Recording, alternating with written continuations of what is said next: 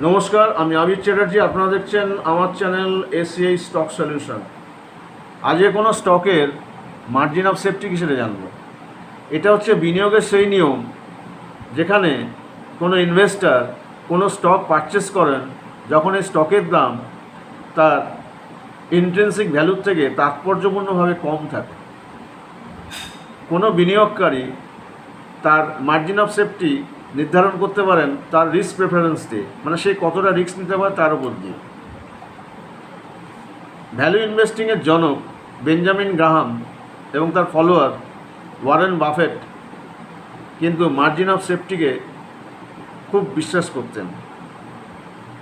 এবার আমরা একটা এক্সাম্পল দিয়ে ব্যাপারটা বোঝার চেষ্টা করি। ধরুন কোনো স্টকের মার্কেট প্রাইস হচ্ছে 192 টাকা এবং তার ইন্ট্রিনসিক ভ্যালু হচ্ছে 162 টাকা।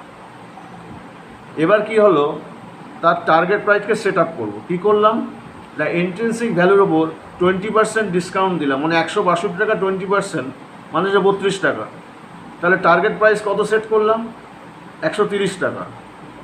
ঠিক আছে, এবার যখন ওই স্টকের দামটা ডিক্লাইন করে ওই 130 টাকা এলো, তখন কি হলো না, আমি কনফিডেন্টলি বা ওই ইনভেস্টার কনফিডেন্টলি সেই শেয়ারটাকে পারচেস করতে পারবে।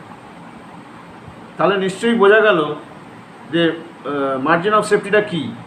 মানে এই মার্জিন অফ সেফটির উপর ডিপেন্ড করি কোন ইনভেস্টারের পোর্টফোলিওতে কোনো স্টককে সিলেক্ট করা হয়। ভিডিওটা নিশ্চয়ই আপনাদের সবারই খুব ভালো লেগেছে। ভালো লাগলে প্রচুর প্রচুর লাইক করবেন, শেয়ার করবেন এবং সাবস্ক্রাইব করবেন এবং পাশের বেল আইকনকে প্রেস করবেন যাতে পরবর্তী ভিডিওর নোটিফিকেশানটা আপনার কাছে একদম প্রথমে যায়। Thank you.